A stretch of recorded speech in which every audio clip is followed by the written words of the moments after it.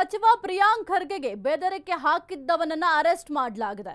ಮಹಾರಾಷ್ಟ್ರದ ಲಾತೂರ್ನಲ್ಲಿ ದಿನೇಶ್ ನರೋಣಿ ಅರೆಸ್ಟ್ ಆಗಿದ್ದಾನೆ. ಸಚಿವ ಪ್ರಿಯಾಂಕ್ ಖರ್ಗೆಗೆ ಬೆದರಿಕೆಯನ್ನ ಹಾಕಿದ್ದ, ಸದ್ಯಕ್ಕೆ ಆತನನ್ನ ಅರೆಸ್ಟ್ ಮಾಡಲಾಗಿದೆ.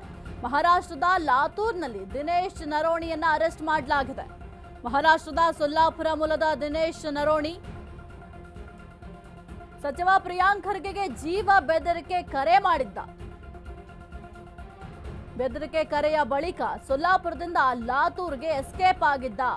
ಲಾತೂರ್ಗೆ ಪರಾರಿಯಾಗಿದ್ದ ಆರೋಪಿ ದಿನೇಶ್ ನರೋಣಿ, ಆತನನ್ನ ಪೊಲೀಸರು ಅರೆಸ್ಟ್ ಮಾಡಿದ್ದಾರೆ. ಲಾತೂರ್ನಲ್ಲಿ ದಿನೇಶ್ ನರೋಣಿಯನ್ನ ಪೊಲೀಸರು ಬಂಧಿಸಿದ್ದಾರೆ. ಬೆಂಗಳೂರು ಕಲಬುರಗಿ ಪೊಲೀಸರು ಜಂಟಿ ಕಾರ್ಯಾಚರಣೆಯನ್ನ ಮಾಡಿದ್ದಾರೆ. ಜಂಟಿ ಕಾರ್ಯಾಚರಣೆಯ ಮೂಲಕ ಸದ್ಯಕ್ಕೆ ದಿನೇಶ್ ನರೋಣಿಯನ್ನ ಅರೆಸ್ಟ್ ಕೂಡ ಮಾಡಲಾಗಿದೆ. ಇನ್ನು ಸಚಿವ ಪ್ರಿಯಾಂಕ್ ಖರ್ಗೆ ಅವರಿಗೆ ಬೆದರಿಕೆಯ ಕರೆಯನ್ನ ಮಾಡಿದ್ದ, ಬೆದರಿಕೆ ಹಾಕಿದ್ದ, ಜೀವ ಬೆದರಿಕೆಯನ್ನ ಹಾಕಿದ್ದ. ಇದರ ಬೆನ್ನಲ್ಲೇ ಸದ್ಯಕ್ಕೆ ಪೊಲೀಸರು ಜಂಟಿ ಕಾರ್ಯಾಚರಣೆಯನ್ನ ಮಾಡಿ ಈ ದಿನೇಶ್ ನರೋಣಿಯನ್ನ ಅರೆಸ್ಟ್ ಮಾಡಿದ್ದಾರೆ. ಇನ್ನು ನೀವು ಕೂಡ ಗಮನಿಸ್ತಾ ಇದ್ದೀರಾ, ಈತನೇ ದಿನೇಶ್ ನರೋಣಿ. ಸಚಿವ ಪ್ರಿಯಾಂಕ್ ಖರ್ಗೆ ಅವರು RSS ವಿಚಾರವಾಗಿ ಯಾವಾಗ ಪ್ರಸ್ತಾಪ ಮಾಡಿದ್ರು ಆಗಿನಿಂದಲೂ ಕೂಡ ಈತ ಬೆದರಿಕೆಯನ್ನು ಒಡ್ಡಿದ್ದ ಎಂಬ ಮಾಹಿತಿ ಸದ್ಯಕ್ಕೆ ಲಭ್ಯ ಆಗಿರುವಂಥದ್ದು. ಹಾಗಾಗಿ ಈತನನ್ನ ಅರೆಸ್ಟ್ ಕೂಡ ಮಾಡಿದ್ದಾರೆ.